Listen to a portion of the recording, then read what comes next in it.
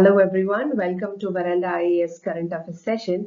This is me Supriya and we shall see आज के बहुत important current affairs. आज के इंडेक्स में ये 4 टॉपिक्स ने अपनी जगह बना दी है. तो let's one by one understand कि हम आज कौन से टॉपिक्स पढ़ेंगे. मतलब जियोपॉलिटिक्स से लेकर डिफेंस तक और स्पेस से लेकर गवर्नेंस तक हमने सारे यहाँ पे थीम्स कवर करने हैं. तो let's take a quick look on this. यहाँ पे हम देख रहे हैं first topic is about India warning US against double standards considering the Russian oil trade. हमें यहाँ पे इंडिया की क्या स्ट्रेटेजी होने वाली है और इसके इम्प्लीकेशंस क्या होंगे ये समझना है. Then we will talk about NASA, Axiom और ISRO का जो टाई अप था उसके स्ट्रेटेजिक बूस्ट कैसे मिली इंडिया को. We are going to understand that. इस टॉपिक में वैसे भी आएगा साइंस एंड टेक और एक स्ट्रेटेजिक पार्टनरशिप का कॉम्बो, तो be ready to understand that. Then third is about the parameter of success in Bihar. एक बहुत ही सुंदर एडिटोरियल है जो हम क्योंकि बिहार की न्यूज जो है कवर कर रहे हैं. We will try and understand कि ये जो वोटर लिस्ट को लेकर क्या इनोवेशंस लाए जा रहे हैं, क्या ट्रांसपेरेंसी मेजर्स लिए गए हैं एंड गवर्नेंस और इलेक्शन रिफॉर्म्स के पॉइंट ऑफ व्यू से ये बहुत ज्यादा इंपॉर्टेंट और रेलेवेंट टॉपिक है. Then we will talk about Akash prime का successful test Ladakh by the army. Defence technology और इंडिया की स्ट्रेटेजिक प्रिपेयर्डनेस पर ये ना सबसे एक बहुत ही अच्छा डेवलपमेंट है वी कैन से. तो वी शैल ट्रैक दैट कि ये कैसे हुआ एंड थोड़ा हिस्टोरिकल कॉन्टेक्स्ट समझने की कोशिश करेंगे इसकी. साइंस एंड टेक और डिफेंस से रिलेटेड टॉपिक रहेगा ये, तो we have to be very factually ready to understand everything. Okay, so let's start with our first topic for the day. हमारा आज का पहला टॉपिक डिप्लोमेटिक टेंशन से जुड़ा हुआ है, जहां इंडिया ने यूएस को एक स्ट्रॉन्ग वार्निंग दी है रिगार्डिंग इट्स डबल स्टैंडर्ड्स. ये रशियन ऑयल के इंपोर्ट्स के लिए चलते हुए ये टॉपिक है, इशू है एक्चुअली. आप इसका कॉन्टेक्स्ट समझेंगे तो यूएस का जो है उन्होंने क्या किया, एक नया बिल प्रपोज किया सैंक्शनिंग रशिया एक्ट ऑफ 2025, जिसमें लिखा गया है कि अगर कोई कंट्री रशिया से ऑयल इंपोर्ट करेगी तो उनके गुड्स पर यूएस 500% तक टैरिफ लगा देगा. इसका मतलब ये है कि इंडिया रशिया से अगर तेल लेना कंटिन्यू करता है तो यूएस ने उसके प्रोडक्ट्स इंडिया के प्रोडक्ट्स पर जबरदस्त टैरिफ लगा देगा. बट इंडिया ने इस पर एक बहुत ही ऑब्जेक्शन लिया, ये कि इंडिया ने यूएस को याद दिलाया कि यूरोपियन नेशंस खुद रशियन गैस और ऑयल इंपोर्ट कर रहे हैं, फिर इंडिया पर ही खाली अलग रूल्स क्यों बना रहे हो आप. This is being called a case of strategic hypocrisy, जहां वेस्ट खुद अपनी एनर्जी नीड्स के लिए रशिया से सप्लाई ले रहा है पर डेवलपिंग कंट्रीज पर प्रेशर बना के रखा हुआ है उन्होंने. थोड़ा हिस्टोरिकल बैकग्राउंड अंडरस्टैंड करते हैं इस चीज का. 2022 के बाद जो है, जब रशिया यूक्रेन का वॉर स्टार्ट हुआ था ना, यूएस ने रशिया के खिलाफ सैंक्शंस लगाना तभी से स्टार्ट किया था. पर इंडिया ने जो है अपनी स्ट्रेटेजिक ऑटोनॉमी को असर्ट किया और बोला our national interest is always supreme. तब से लेकर अब तक इंडिया हैज कंसिस्टेंटली जो है वो डिपेंड करता रहता है right to choose its trade partners, भले ही वो रशिया की भी बात कर रहा हो. तो हमारे लिए ये इंपॉर्टेंट क्यों हो जाता है एग्जाम के लिए, क्योंकि ये हम बात कर रहे हैं एनर्जी सिक्योरिटी की. हमारे लिए ये एनर्जी सिक्योरिटी का टॉपिक बन जाता है. स्ट्रेटेजिक ऑटोनॉमी का जो कॉन्सेप्ट है आपने आईआर में हमेशा पढ़ा होगा, उसके चलते भी एक बहुत अच्छा एग्जाम्पल है which you can write in your answers, या कोई टॉपिक बताते वक्त आप उसको अच्छे से एक्सप्लेन कर पाओगे. प्लस ये क्या करेगा, it brings the dynamics of multipolarity, how India है जो है नेविगेट कर रहा है यूएस, रशिया, यूरोप जैसे नेशंस में. इंडिया ने क्या कहा है, don't lecture us on moral positions. जब आपके यूरोपियन अलाइज खुद रशियन ऑयल्स ले रहे हैं तो हमारे लिए अलग रूल्स बनाना बहुत अनफेयर होगा. ये एग्जाम्पल किस चीज का है, यहाँ इंडिया अपनी वॉइस असर्टिवली रख रहा है on global stage without bending under any pressure. अब यहाँ पे फ्यूचर इम्प्लीकेशंस इसके बहुत अजीब होंगे, थोड़ा टेंशन का माहौल होगा. India might explore alternate trade routes या कोई ऑयल रिपेमेंट सिस्टम का कुछ और होगा तो वो भी मतलब एक्सप्लोर करेगा India. Then but we have to follow the news for आगे चल के what stance India is going to take. अगर इसका हिस्टोरिकल कॉन्टेक्स्ट भी ऐसे समझना है कि कैसे यूएस हमेशा कोई ना कोई प्रेशर डालता रहता है, तो ये एक उसका लार्जर पैटर्न है. यूएस ने पहले भी इंडिया के एनर्जी डिसीजंस पे अपनी स्ट्रेटेजिक प्रेशर बना के रखा हुआ है. तो ये जो की हिस्टोरिकल प्रेशर्स कैसे कैसे बने थे, आई विल टेल यू. 2017 में जो है ईरान ऑयल प्रेशर बनाया। जब ट्रम्प एडमिनिस्ट्रेशन थी, यूएस ने इंडिया को फोर्स किया था कि ईरान से ऑयल लेना बंद करे, डिस्पाइट द फैक्ट कि इंडिया और ईरान के एनर्जी टाइज बहुत अच्छे हैं। फिर ये जो काटसा का थ्रेट दिया था उन्होंने, और बोला था कि यूएस ने फिर भी ये जो countering America's adversaries through sanction act है ना, उसका थ्रेट दिया था इंडिया को, और फिर अभी भी वो वही कर रहा है। और वो जो रशिया ने इंडिया ने जब रशिया से S-400 खरीदा था, तब it had given this threat. ये जो है एक सोवरेन डिफेंस डिसीजन था हमारा इंडिया का, पर यूएस ने उस पर भी ऑब्जेक्शन दिया। रशिया और यूक्रेन के बाद ना, जब रशिया पर वेस्ट ने सैंक्शन लगा दिए थे, तब इंडिया से डिस्काउंटेड ऑयल इंपोर्ट्स टारगेट होने लगे थे फ्रॉम रशिया टू अस। तो इंडिया ने क्या किया, इंडिया ने रशिया से चीप ऑयल लेना कंटिन्यू कर दिया, not because of loyalty but because of inflation control and energy security. ये हमारे लिए जरूरी था, पर इसे इंडिया की डोमेस्टिक इकोनॉमी को बहुत ज्यादा बूस्ट मिला, पर वेस्ट स्पेशली जो यूएस है वो बहुत अनकंफर्टेबल हो गया था ये सबसे। इंडिया ने क्या किया, वो उन्होंने क्लियर कर दिया कि हमें नेशनल इंपॉर्टेंट नेशनल प्रायोरिटीज में ही अपना डिसीजन रखना होगा। और साथ ही साथ इंडिया ने क्या किया, यूरोप का जो हिपोक्रेसी है वो हाईलाइट करके बताया यूएस को।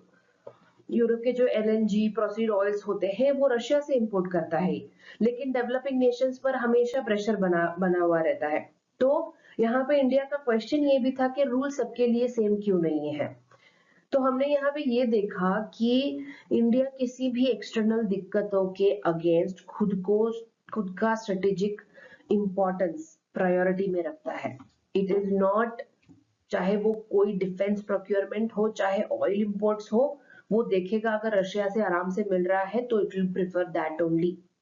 ऐसे ये कॉन्टेक्स्ट है आर्टिकल का। तो यहाँ पे कुछ इंटरनेशनल एनर्जी पॉलिटिक्स को लेके ना कुछ कॉन्सेप्ट्स होते हैं, उनको हम समझना, मतलब let's try and understand what this concept means. तो उससे क्या हो जाता है, हमें एग्जाम्स में उसको लिखने में बहुत आसानी में हो जाएगी, आपको याद भी रखना नहीं पड़ेगा। Double standards in international politics का मतलब क्या है कि जब बड़े पावर्स अपने रूल सिलेक्टिवली अप्लाई करते हैं, फेयरनेस की जगह जो है स्ट्रेटेजिक इंटरेस्ट को इंपॉर्टेंस देते हैं, तो उसे कहते हैं डबल स्टैंडर्ड्स। आपको समझ में आ गया? एग्जाम्पल आपने देखा कि यूएस कैसे इंडिया को पनिश करना चाहता है रशियन ऑयल इंपोर्ट के लिए, बट ईयू को छोड़ देगा जबकि वो भी सेम ऑयल ले रहा है रशिया से। अब हमारे लिए कॉन्सेप्ट ये एथिकल डिप्लोमेसी का भी हो जाता है ना?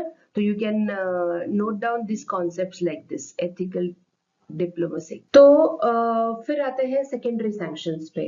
अब सेकेंडरी सैंक्शन का मतलब होता है उन कंट्रीज पर प्रेशर डालना जो इनडायरेक्टली उस टारगेट कंट्री को, मतलब उस टारगेटेड कंट्री से उनके साथ बिजनेस कर रहा है। जैसे यूएस इंडिया पे टैरिफ लगाना चाहता है because we are buying oil from Russia. तो इस ग्लोबल ट्रेड और सोवरेनिटी दोनों पे इफेक्ट पड़ेगा इस चीज का। फिर एनर्जी डिप्लोमेसी की जब बात करेंगे तो ये एक बहुत ही की कॉन्सेप्ट है, जहां पे हर कंट्री चाहती है कि उसके पास डाइवर्स और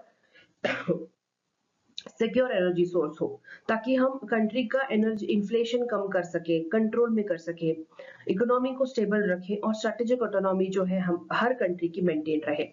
इंडिया का रशिया से ऑयल लेना भी इसी एनर्जी डिप्लोमेसी का हिस्सा है।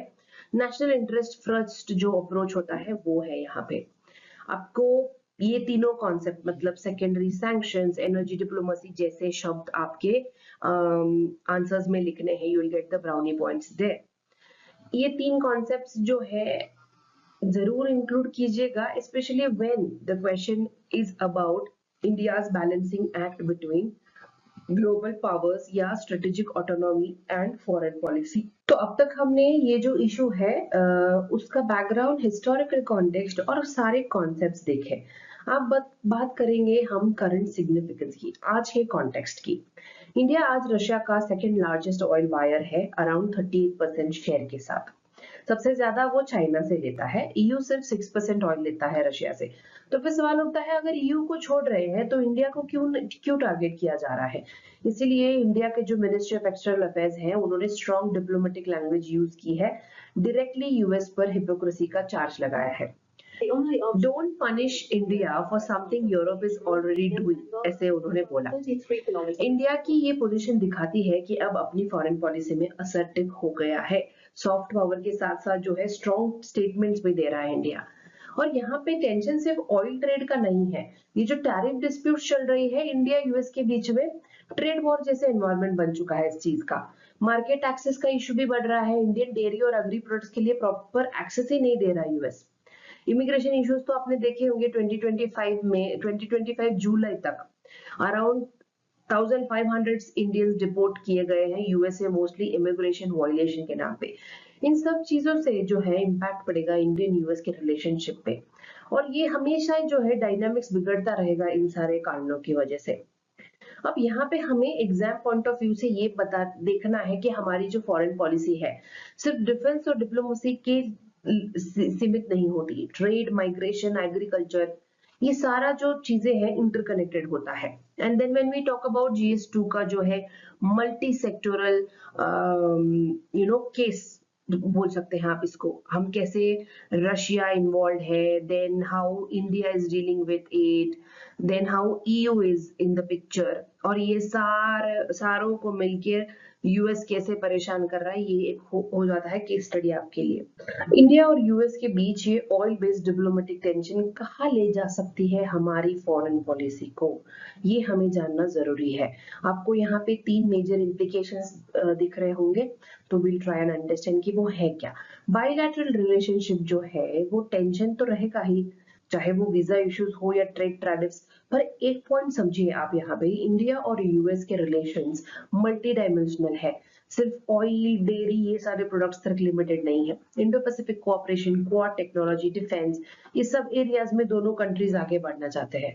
सो both are likely to compartmentalise disputes and continue large strategic cooperation कहीं ना कहीं। इस कॉन्सेप्ट को हम कहते हैं इशू बेस्ड प्रैग्मेटिज्म, जहां पे डिसएग्रीमेंट के बावजूद कोऑपरेशन पैरेलली चलता रहता है।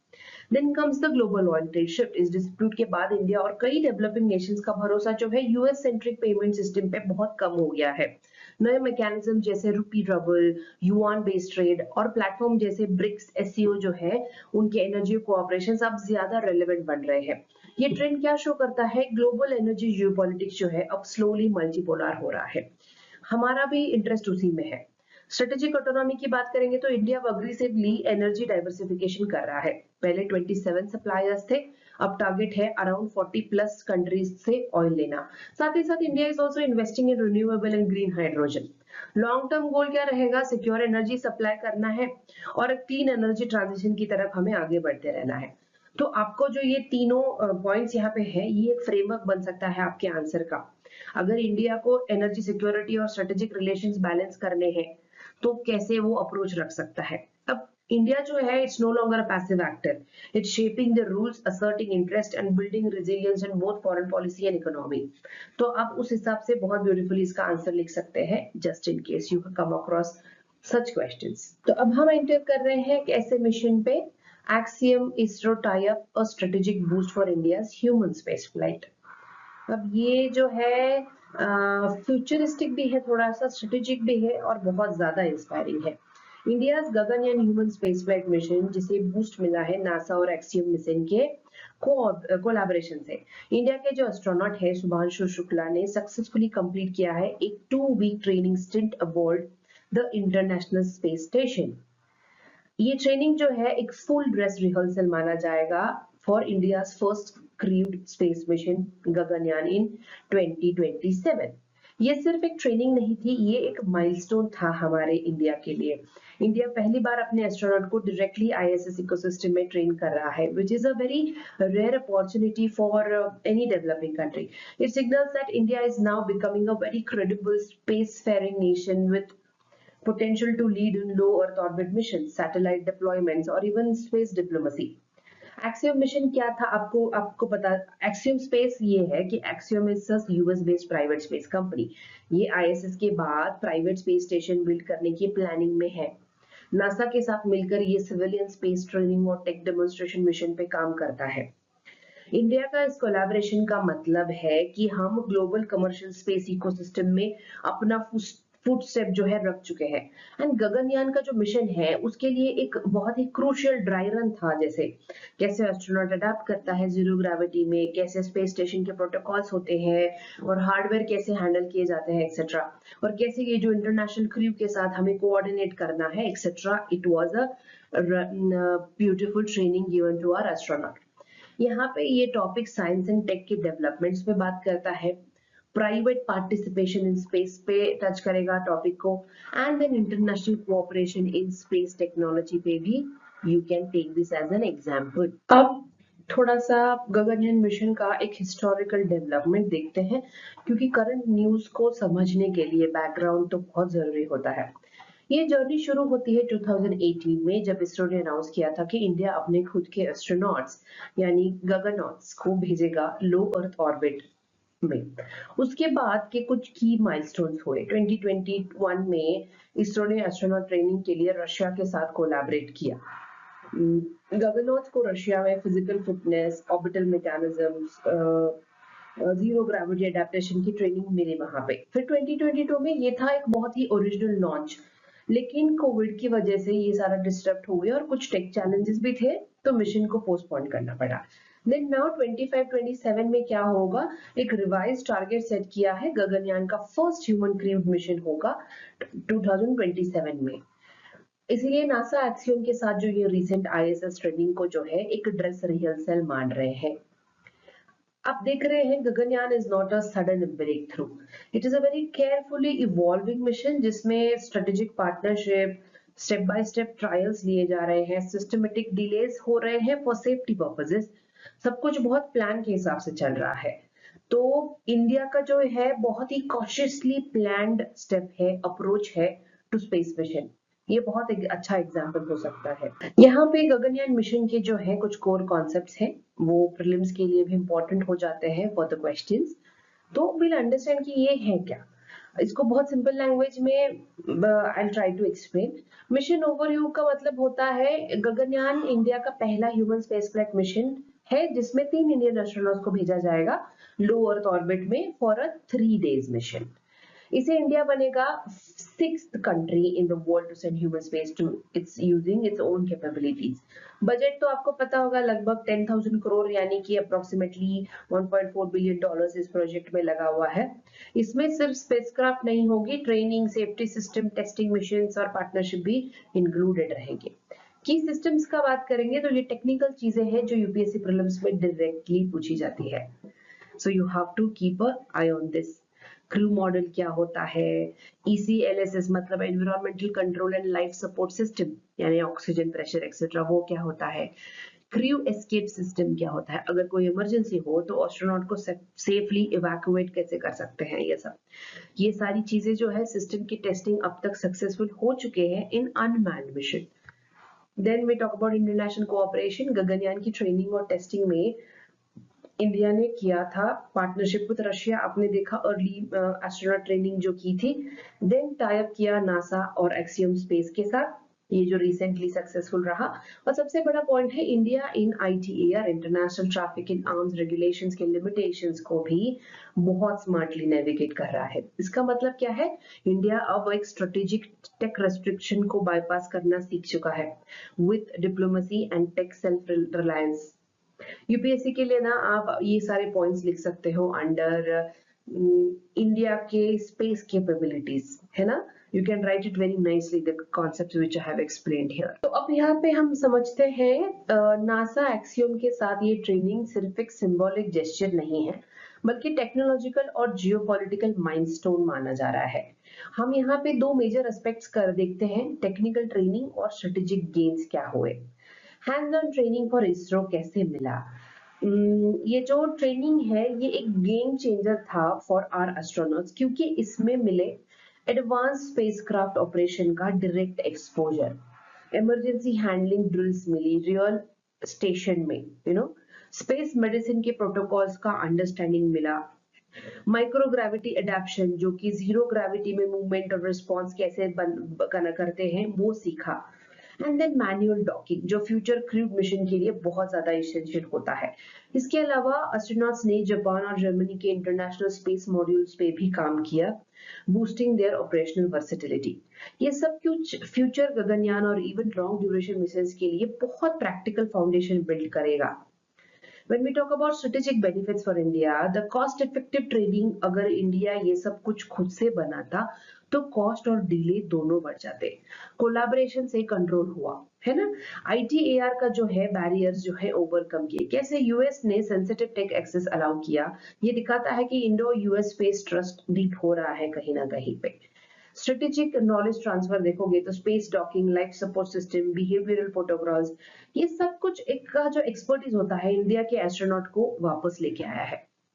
Then when we talk about India का जो ग्लोबल स्पेस इमेज है कैसे स्ट्रेंथन हुआ है, मैन स्पेस कैपेबिलिटीज में हम एक ग्लोबल स्टेज पे अब मेन पार्ट का प्ले कर सकते हैं। स्ट्रेटेजिक पार्टनरशिप जो है in space is not only about accelerating the technological process. यहाँ पे जो नया ये जो स्पेस का रेस है, कहीं ना कहीं हम उसका एक हिस्सा बनने जा रहे हैं due to all of this. तो अब बात करते हैं उसके कुछ ये स्पेस प्रोग्राम के फ्यूचर इम्प्लीकेशंस की। क्या लॉन्ग टर्म इफेक्ट होगा जो सिर्फ एक मिशन तक लिमिटेड होगा या इंडिया के इंटायर स्पेस सिस्टम इकोसिस्टम को ट्रांसफॉर्म करेगा। विल ट्राई एंड अंडरस्टैंड कुछ 5 मेजर फ्यूचर इम्प्लीकेशंस के साथ। हमने देखा कैसे 2027 के गगनयान मिशन के लिए ये एक रेडीनेस है हमारे लिए, हम ऑपरेशनली बहुत अच्छे से रेडी हो पाए। एस्ट्रोनॉट का रियल टाइम एक्सपोजर इंश्योर करता है कि हम सभी कोई भी कंटीजेंसी सिचुएशन के लिए रेडी है। देन इंटरनेशनल कोलैबोरेशन से क्या हुआ, ऐसे टाइप से जो है इंडिया के लिए जो है नए डोर्स ओपन होते हैं इंक्लूडिंग पोटेंशियल फ्यूचर पार्टनर्स। जैसे अगर नासा का आर्टेमिस प्रोग्राम हुआ, लूनार गेटवे स्टेशन हो गया, इसका मतलब है India could soon be a part of any deep space missions too. Then we talk about commercial growth, ये मिशन इंडिया को कमर्शियल स्पेस पावर बनाने में मदद करेगा। जैसे कि आप देखोगे ट्रेन एस्ट्रोनॉट कॉर्प्स या स्पेस टूरिज्म अपॉर्चुनिटी, ये सब में हमारे लिए जो है एक बहुत अच्छा बूस्ट मिलेगा स्पेस स्टार्टअप्स और एक्सपोर्ट्स के एरियाज में। Then when we talk about private sector participation, ये इंस्पायर करेगा इंडिया के प्राइवेट स्पेस कंपनी को जैसे Skyroot, Agnikul, Bellatrix to align their goals with human space flight. आप कह सकते हैं कि Gaganyaan is a catalyst for private space revolution in India. Space diplomacy के यहाँ पे जो कोलैबोरेशन दुनिया को दिखता है कि India is reliable responsible space power. अब हमें सिर्फ सैटेलाइट्स नहीं बल्कि एस्ट्रोनॉट भी स्पेस में भेजने की रेस में है with the global cooperation. So this becomes a very nice framework for you all to understand कि कैसे कितना important हमारे लिए ये मिशन का सक्सेस है। तो एक और टॉपिक की तरफ आगे बढ़ते हुए जो बिल्कुल अलग है पिछले टॉपिक से, this is very governance based और हम इसका फॉलो अप काफी टाइम से ले रहे हैं। 24 जून को आपको पता है कि इलेक्शन कमीशन ने बिहार में अनाउंस किया था SIR एक्सरसाइज। तो मैंने बहुत बार बताया है कि कैसे ये SIR एक्सरसाइज इलेक्शन के पहले करते हैं to ensure genuine eligible citizen ही वोटर लिस्ट में बने रहे। इंडिया में जो वोटर रोल्स ये डुप्लीकेट होना, डेड वोटर्स का वोट डलना, जो सारे फ्रॉडुलेंट एंट्रीज होते हैं, बहुत सीरियस चैलेंज है। इसलिए SIR जैसे एक्सरसाइज गवर्नेंस को थोड़ा सा इंटीग्रिटी के साथ बहुत इंपॉर्टेंट बनाते हैं। बट यहाँ पे कंट्रोवर्सी तभी हुआ जब जुडिशियल प्रेशर के बावजूद इसने स्पार्क कर दिया बहुत सारी लीगल चैलेंजेस, वोट पे ही कंसर्न रेज हो गया और वल्नरेबल और पुअर सिटीजन का जो है एक्सक्लूजन का डर सब में बैठ गया। बिहार जैसे स्टेट में जहाँ पे रिसेंट जो वेरिफिकेशन और डॉक्यूमेंटेशन इतनी वीक है, ऐसे रिविजन से जेन्युइन वोटर्स भी हमें एक्सक्लूड होते हुए दिख जाएंगे। तो what is the correct parameters of success in such exercise? सिर्फ नंबर्स का क्लीन अप होना चाहिए या इंक्लूसिव होना चाहिए द प्रोसेस? ये क्वेश्चन पे हाईलाइट करता है ये article which we are going to understand it more. कभी भी ऐसे जब भी हम बिहार का ये इशू डिस्कस कर रहे हैं बहुत टाइम से, तो इंस्टीट्यूशनल अकाउंटेबिलिटी या वल्नरेबल ग्रुप को प्रोटेक्शन के लेकर या कोई लीगल फ्रेमवर्क जैसे रिप्रेजेंटेशन ऑफ पीपल एक्ट हो गया, ये सारे मुद्दे बहुत इंपॉर्टेंट हो रहे हैं। I hope you all are noting it down and then revising the concepts. Because ये बहुत इंपॉर्टेंट होने वाला है। तो अगर आपको ये समझना है कि बिहार में पोल रिवोल्यूशन क्यों कंट्रोवर्शियल बन गया है, तो हमें उसके थोड़े से लीगल और हिस्टोरिकल कॉन्टेक्स्ट समझने पड़ेंगे।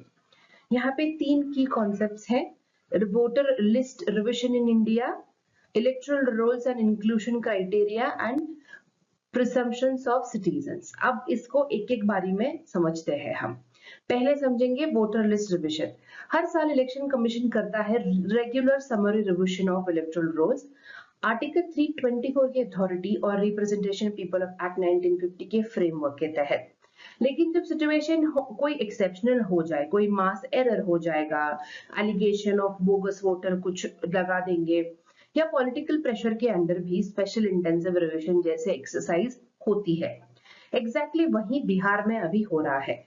When we talk about inclusion criteria in electoral rolls, basic rule ये है कि 18 साल के ऊपर का इंडियन सिटीजन जो है वोट करने के लिए एलिजिबल है। इसको वेरीफाई करने के लिए इलेक्टोरल रजिस्ट्रेशन ऑफिसर का जो चेक करते हैं डॉक्यूमेंट्स होते हैं, कौन से Aadhaar, voter ID, ration card, ऐसी चीजें। Section 14 of the RPA act कहता है कि ईसीआई को पावर मिलेगा to revise and correct such records. ये प्रिजम्पशन ऑफ सिटीजनशिप क्या मामला है? ये एक बहुत ही यूपीएससी वर्दी लीगल प्रिंसिपल है। अगर आप वोटर लिस्ट में हो तो उससे आपकी सिटीजनशिप प्रिज्यूम की जा सकती है। सो अगर किसी का नाम बिना प्रॉपर रीडिंग या नोटिस के डिलीट हो जाएगा तो उसे ये वायलेशन माना जाएगा। आर्टिकल 14 जो है राइट टू इक्वालिटी के बारे में बात करता है। Article 21 right to life and dignity की। That's exactly why this Bihar version is legally sensitive and controversial. आप कभी भी ये टॉपिक को हमेशा आप याद रखना। Definitely you can write it in your answers about when it comes about electoral reforms या जुडिशियल रिव्यू के चलते कैसे सुप्रीम कोर्ट ने खुद अपने suo motu एक्शन लिया था ईसीआई पे, etcetera etcetera. It's a very beautiful example, a very hot topic going on these days. तो आपको इस पे बहुत अच्छे से प्रिपेयर करना है। तो ये जो सारा ड्रामा चल रहा है बिहार के इलेक्टोरल रोल के चलते, इसका प्रैक्टिकल ग्राउंड लेवल पे इम्पैक्ट क्या हो रहा है, जो ये डायलेमा क्रिएट हो रहा है, इसका हम थोड़ा सा और डिस्कस करेंगे। ये जो कंसर्न्स हो रहे हैं ओवर मास डिसएनफ्रेंचाइजमेंट, इस एक्सरसाइज का सबसे बड़ा कंसर्न ये है कि लोगों का नाम वोटर लिस्ट से हटा दिया गया तो विदाउट एडिक्वेट रीजन और ड्यू प्रोसेस के उनका हम हक छीन लेंगे। की कंसर्न्स क्या है इसमें? 2003 के बाद जो है एनरोल होने वाले दोबारा सिटीजनशिप प्रूव करने को बोला गया है। जिनके पेरेंट्स पुराने रोल्स में नहीं थे उनके लिए और ज्यादा दिक्कत हो गई है। बूथ लेवल ऑफिसर्स को कहा गया है कि सिर्फ उन्हीं को रेकमेंड करें जिनके पास प्रॉपर डॉक्यूमेंट्री प्रूफ हो। इससे क्या होगा? पुअर, मार्जिनलाइज्ड और इलिटरेट कम्युनिटीज को सबसे ज्यादा इंपैक्ट करेगा। फियर स्प्रेड हो गया है कि लेजिटिमेट वोटर्स भी आर्बिट्ररी तरीके से हटा दिए जा सकते हैं। अब ये जो इंस्टीट्यूशनल टेंशन है उसका भी एक बार देख लेते हैं। ईसीआई की जो ट्रिकी सिचुएशन में यहाँ पे एक बहुत बुरी तरीके से फंसा हुआ है, क्योंकि एक तरफ जुडिशरी है, प्रेशर बना रही है, demanding clean up of voter rules.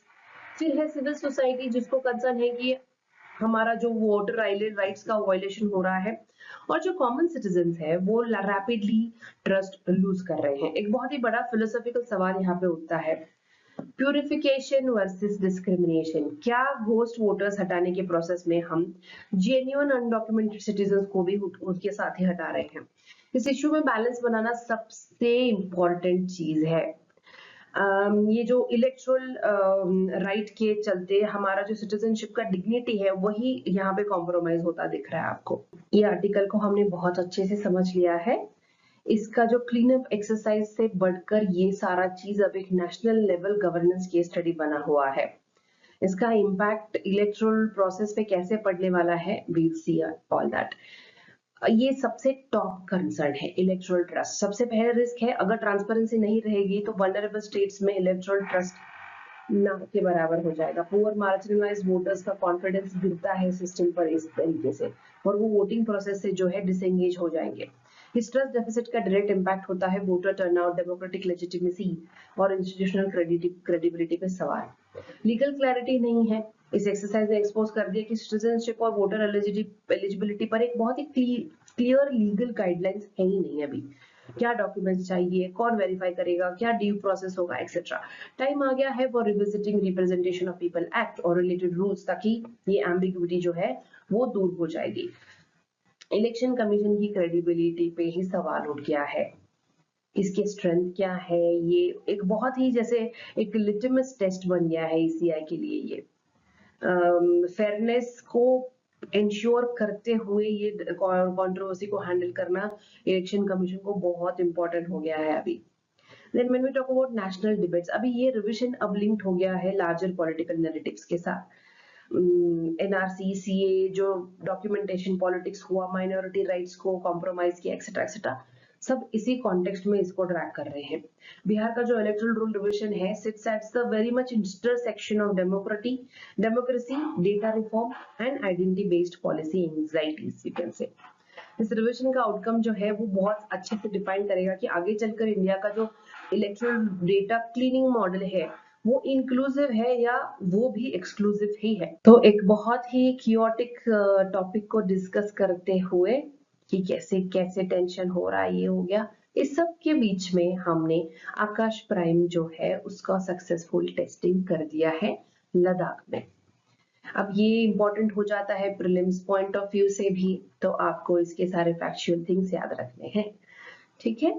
तो विल अंडरस्टैंड कि कैसे इंडियन आर्मी ने हमारे फोर्थ और फाइनल एक solid defence breakthrough discuss करेंगे हम फोर्थ टॉपिक में, कैसे हमारे इंडियन आर्मी ने आकाश प्राइम मिसाइल सिस्टम को एक लद्दाख के हाई ऑल्टीट्यूड रीजन में सक्सेसफुली टेस्ट किया। ये टेस्ट हुआ था बहुत ही फास्ट मूविंग एरियल टारगेट्स के अगेंस्ट और सिस्टम ने डायरेक्ट हिट किया था, which proves its operational effectiveness in difficult terrain. ये बहुत इंपॉर्टेंट है, डिफिकल्ट टेरेन में हमारे जो डिफेंस इक्विपमेंट्स है वो कैसे काम करते हैं। पहला तो ये इंडिजिनस एयर डिफेंस सिस्टम है, हाई ऑल्टीट्यूड में ऑपरेशन करता है। मेक इन इंडिया का जो डिफेंस है, आकाश प्राइम एक बहुत ही ब्यूटीफुल एग्जाम्पल है। अब इसका जो है एक ये जो ओरिजिनल आकाश मिसाइल है उसका ये एक अपग्रेडेड वर्जन है, जिसे डिजाइन किया गया है लो ऑल्टीट्यूड एरियल थ्रेट्स के लिए, न्यूट्रलाइज करने के लिए उनको, जैसे यूएवीज, ड्रोन हो गए, फाइटर जेट्स एक्सेट्रा। ये missile all weather mobile surface to air missile है। ये सारे जो है फैक्चुअल डेटाज है, तो you have to keep it in mind, okay. High altitude पे लद्दाख में इसीलिए उसको किया क्योंकि हाई एल्टीट्यूड पे एयर प्रेशर और वेदर डिफरेंट हो जाता है, और ये मिसाइल ने वहां भी एक्यूरेट हिट किया। shows that कि it can perform in forward combat zone as well, especially in LAC, China के बॉर्डर के इसमें वो अच्छे से करेगा परफॉर्म। इसके साथ साथ पृथ्वी 2 एंड अग्नि 1 बैलिस्टिक मिसाइल्स भी टेस्ट किए गए थे from Odisha, showing India's multi layered missile preparedness. हमारे लिए ये सारे टर्म जो अभी मैंने बोले आपको प्रीलिम्स के लिए बहुत इंपॉर्टेंट हो जाते हैं। आकाश प्राइम, आकाश क्या करता है, पृथ्वी 2 किसके बारे में है, अग्नि 1 किसके बारे में है, उसका स्ट्रेटेजिक डिटरेंस एक्सेट्रा एक्सेट्रा सब इंपॉर्टेंट है। I will be explaining you few things in the article यहाँ पे, लेकिन अगर मेरे से कोई फैक्चुअल डेटा छूट भी जाता है तो आप उसको अपने नोट्स में रख के रिवाइज करना मत। अब बात करते हैं कुछ स्पेसिफिकेशंस की और डेवलपमेंट जर्नी की आकाश प्राइम के। ये जो इंट्रोडक्शन ईयर था 2007 था, आकाश मिसाइल सिस्टम को फर्स्ट टाइम 2007 में इंडक्ट किया गया था as a part of India's grand mission under integrated guided missile development programme. इस प्रोग्राम का एम था इंडिया को मिसाइल सिस्टम्स में सेल्फ रिलायंट बनाना। इसके रेंज और अल्टीट्यूड के बारे में बात करते हैं, जो आकाश प्राइम स्पेसिफिक रहेंगे यहाँ पे। 30 किलोमीटर का रेंज है, यानी ये medium range air defence system है। ऑल्टीट्यूड 18 किलोमीटर तक है। It can engage high speed targets at high altitudes including fighter aircrafts and drones. It's a very perfect fit for mountainous terrain like Ladakh, तो इसीलिए लद्दाख को choose किए थे ये लोग। 100% इंडिजिनियस है, ये जो कंप्लीटली मेड इन इंडिया का एक बहुत अच्छा एग्जाम्पल है, डीआरडीओ ने डिजाइन किया था। ये बहुत ही better seeker technology, improved radar tracking system और हाई एल्टीट्यूड एडेप्टिव सिस्टम के चलते बनाया है। ये अपग्रेड जो है, ये जो आकाश प्राइम में आप देख रहे हो, उसको ये बनाता है next gen surface to air missile, very low cost and powerful. उसके साथ साथ अब समझते हैं कि आकाश प्राइम मिसाइल का लद्दाख में टेस्ट करना इतना इम्पोर्टेंट क्यों है, इसका इम्पैक्ट क्या होगा डिफेंस प्रिपेयर्डनेस में, एक्सेट्रा एक्सेट्रा। जो बॉर्डर डिफेंस की हम बात करते हैं, ये टेस्ट कंडक्ट हुआ था अराउंड 50,000 फीट की ऑल्टीट्यूड पर ईस्टर्न लद्दाख में, जहां पे रिसेंट इयर्स में जो है चाइना के ड्रोन्स हमेशा इंट्रूजन करते रहते हैं। इस सक्सेसफुल टेस्ट ने दिखाया कि इंडिया अब बहुत अच्छे से रेडी है to deal with such kind of intrusions. Border पे quick response surface to air missile को डिफेंस डिप्लॉय करना एक बहुत इंपॉर्टेंट स्टेप है। देन इंडिजिनाइजेशन है 100% हमने डेवलप किया है, तो वो डायरेक्टली कंट्रीब्यूट करेगा आत्मनिर्भर के मिशन में। कॉस्ट रिड्यूस हो जाएगा compare to imports like S-400, ऊपर से यूएस का ड्रामा अलग से, तो उससे हम बच जाएंगे। इसका मतलब क्या है, टेक कंट्रोल भी हमारे पास, कस्टमाइजेशन भी हमारे पास, and it is not at all possible in imported systems, है ना। तो ये सारा हमारा सॉर्टेड है इससे। ऑपरेशनल डिप्लॉयमेंट की अगर आप देखोगे तो आकाश प्राइम जो है 3rd और 4th आर्मी रेजिमेंट्स में डिप्लॉय किया जाएगा to build a very layered air defence shield. इसका ये काम क्या करेगा, जो मैन पैड्स होते हैं शॉर्ट रेंज और ये जो S-400 लॉन्ग रेंज के बीच का जो गैप है ये फिल कर देगा। लेयर डिफेंस मींस क्या होता है, एनिमी एयरक्राफ्ट या ड्रोन को हर एल्टीट्यूड पे इंटरसेप्ट कर देता है वो। Okay, then we talk about civil military cooperation. ये टेस्ट के स्ट्रॉन्ग एग्जांपल है कैसे डीआरडीओ और आर्मी ने मिलके R&D लेड मॉडर्नाइजेशन को स्पीड देकर एक इतना अच्छा इनोवेशन कर दिया।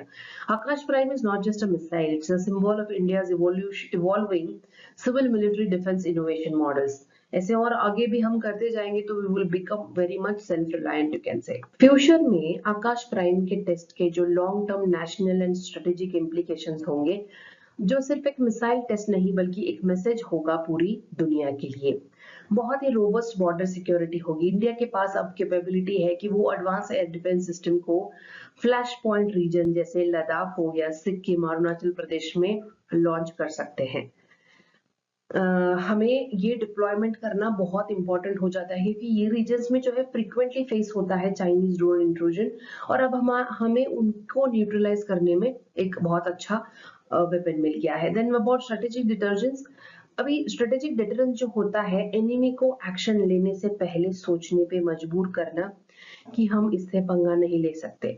जब आकाश प्राइम के साथ अग्नि 1 और पृथ्वी 2 जैसे मिसाइल भी टेस्ट होंगे ना, तो वो एक क्लियर मैसेज होगा, India is ready and alert across all domains, grounds, air and strategic missiles. Then when we talk about export potential, इस टेस्ट के एक और गेट ओपन हो जाएगी India as a defence exporter.